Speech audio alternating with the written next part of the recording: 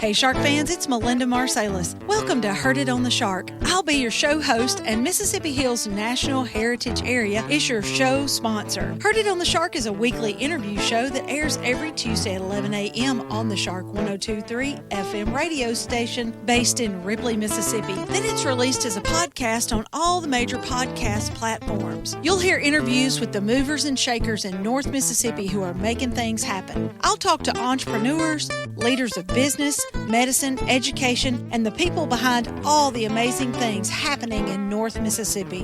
When people ask you, how did you know about that? You'll say, I heard it on the Shark. Heard It on the Shark is brought to you by the Mississippi Hills National Heritage Area. We want you to get out and discover the historic, cultural, natural, scenic, and recreational treasures of the Mississippi Hills that are right in your backyard. And of course, we want you to take the Shark 102.3 FM along for the ride. Musical credit belongs to Hill Country Blues guitar legend Gary Burnside and the late great Buddy Grisham, playing Long Way Home from their album Acoustic Brothers, which was recorded at Sun Bear Studio in Ripley, Mississippi.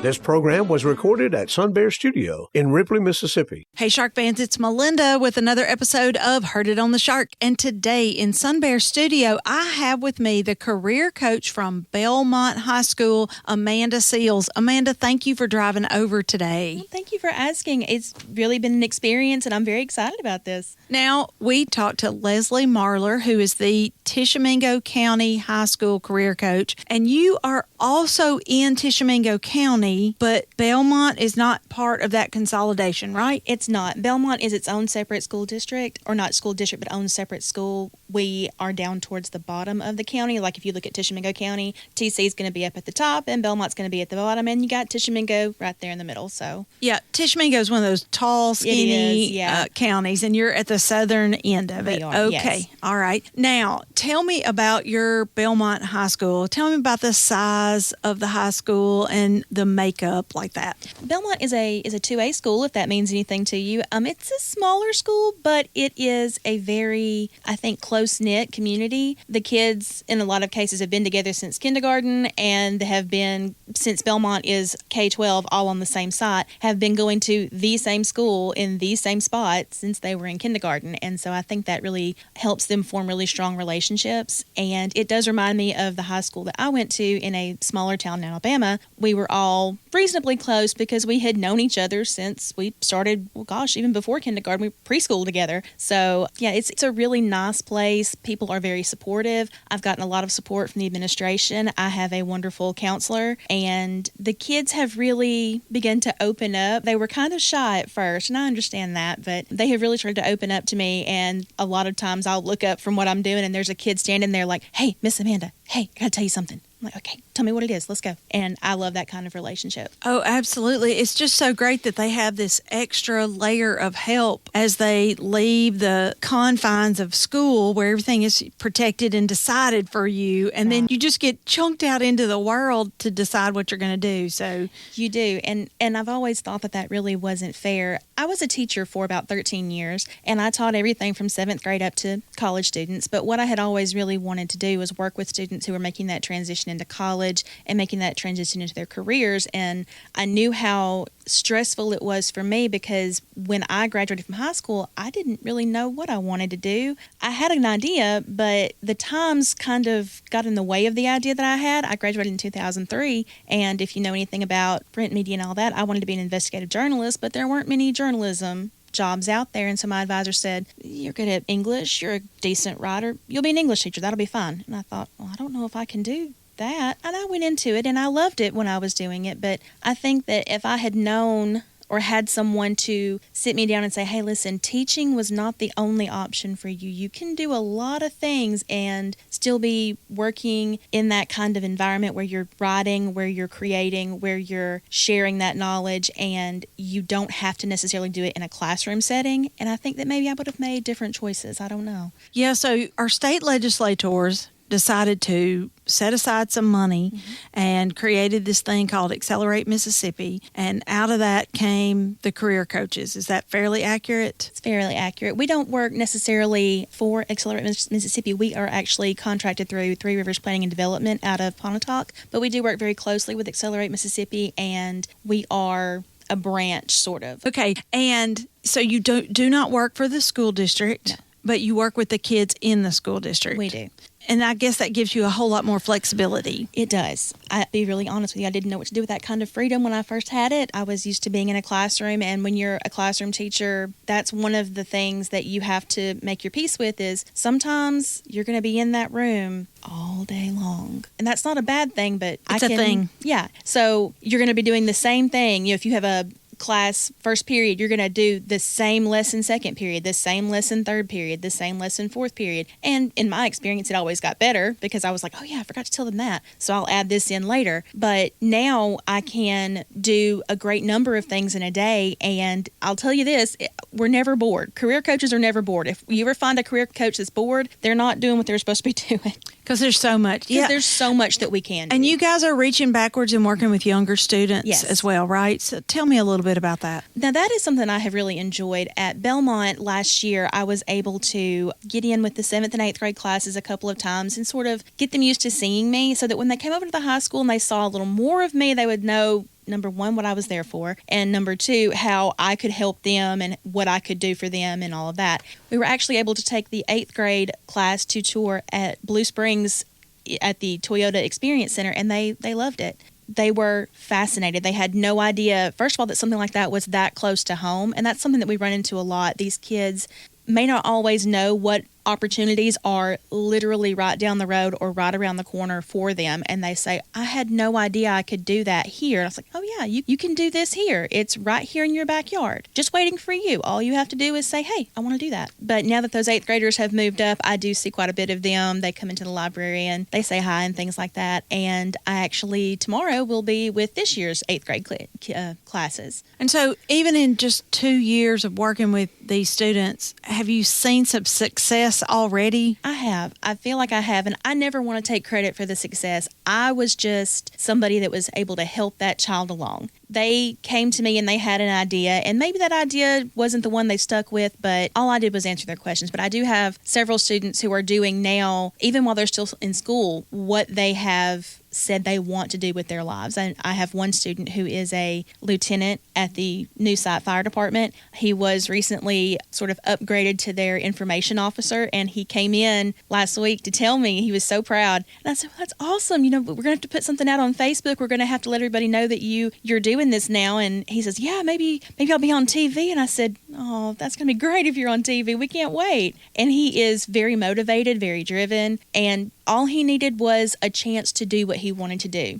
And so the first year I was there, he came in and he said, listen, I want to go job shadow. And I said, okay, here's the paperwork. Let's go. Where do you want to go? Tell me what you want. I'll find a way to get you there. So I will say, since you brought that up, I'll say that we've had, 5 or 6 job shadow people. I've had 3 or 4 different interns through Three Rivers for some different people. And we've had groups come talk. I've gone out to talk to different groups. And it is like I make the effort to do it because I taught school for so long and I have a heart for that.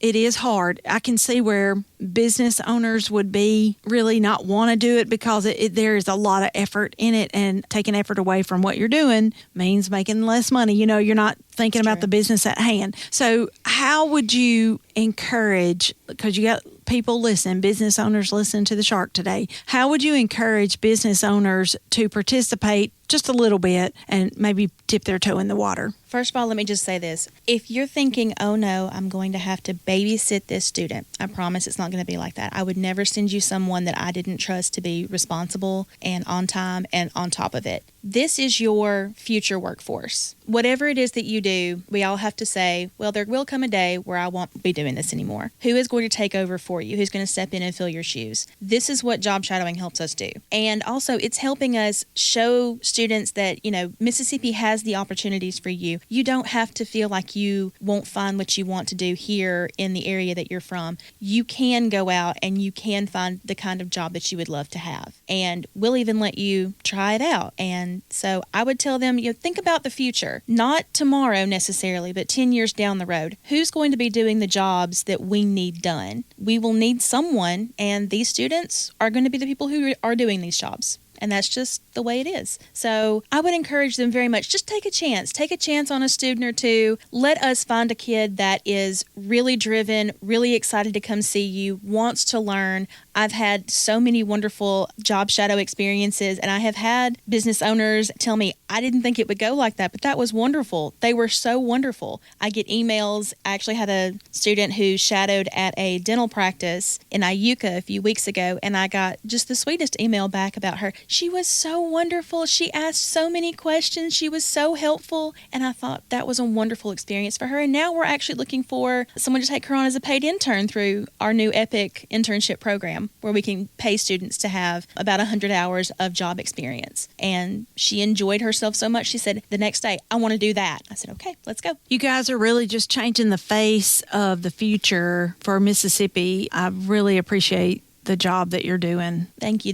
I will be honest, every time someone says something about that, this job changed my life for the better. This is the best job I've ever had. No offense to any other job I ever had, but this has been the best job I've ever had. Very rewarding, very uplifting, and very fun. This is a fun job. I didn't ever really think about jobs as being fun, but this job is very fun. Okay, everybody, this has been Amanda Seals, the career coach at Belmont High School over in Tishomingo County. Amanda, thanks again for coming to talk to us today. Thank you so much. All right, Shark fans, that's it for this edition of Heard It on the Shark. Tune in every Tuesday at 11 a.m. to find out what's going on with our local community leaders. If you have a question, comment, or suggestion for an interview, or you want access to this interview, go to our website, shark1023.com, and click on the podcast tab. Keep it tuned to the Shark 1023 and have a great rest of the day.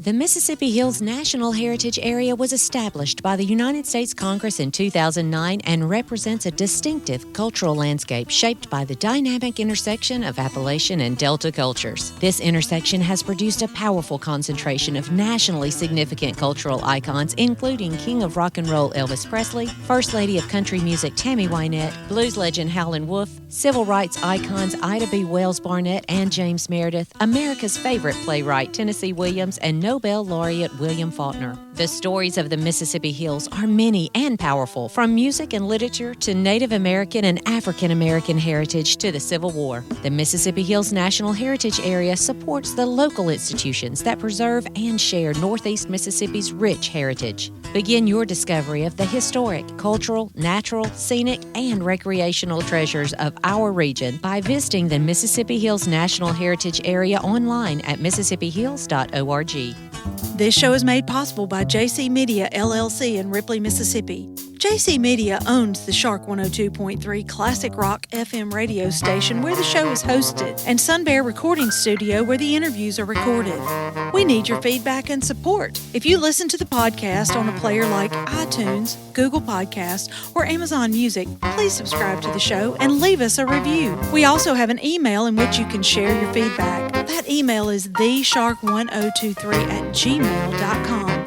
Subscribe to our podcast on your favorite app or stream episodes online at shark1023.com/podcasts. Today's episode was produced by Melinda Marsalis. It was edited by Rick Williams and engineered by Chris Marsalis.